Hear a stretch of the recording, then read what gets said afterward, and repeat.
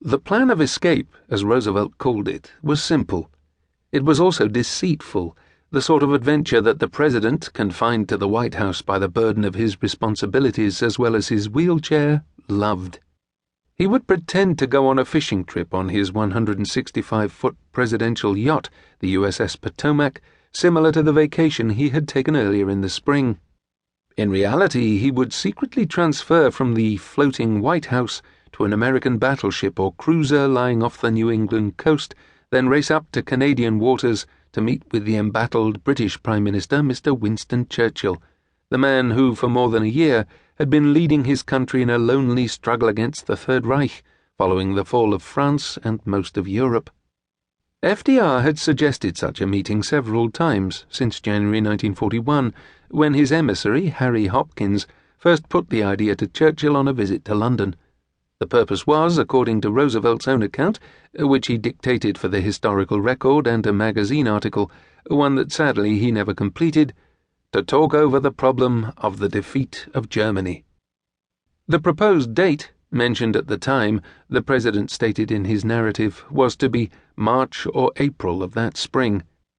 However, the tortuous passage of the vast Lend-Lease Bill through Congress and other important legislation made it impossible for him to leave Washington before the early summer, and by that time the war in Greece and later the war in Crete prevented Churchill, Roosevelt explained.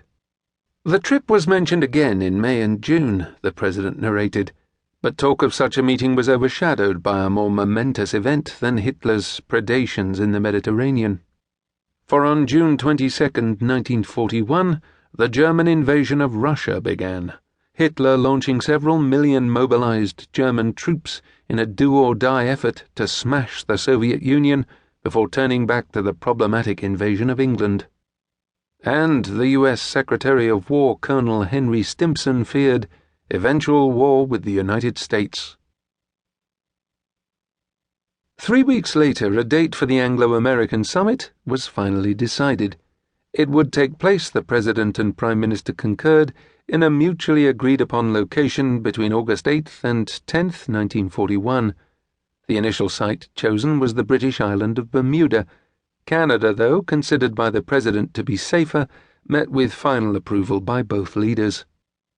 An official U.S. presidential visit to the capital city of Ottawa was mooted as cover for the meeting, with a secret side trip to the coast, allowing Roosevelt to meet Churchill upon his arrival.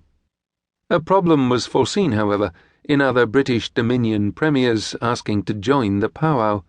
Such a gathering would have raised all sorts of political questions back in Washington, where a suspicious isolationist Congress would have to be informed and involved. It had thus been decided that only the President and Mr. Churchill would meet, aboard their anchored battleships, preferably in a protected 60-mile-wide gulf of the Newfoundland coast called Placentia Bay, named for a French naval station that had existed there before the British conquest. Though the waters were Canadian, the naval station at Argentia had been ceded to the United States for 99 years as a quid pro quo in the previous year's destroyers for bases deal to help Britain fight the Nazis. Following its acquisition, it had been expanded to provide U.S. Army Air Force protection and was already handling U.S. Navy minesweepers. Shore-based communications could also be provided if required. From the President's perspective, however, it would above all be an American venue, putting the Prime Minister at a disadvantage in the same way that visitors to Louis XIV were made to climb 1,000 steps at Versailles before meeting the French monarch.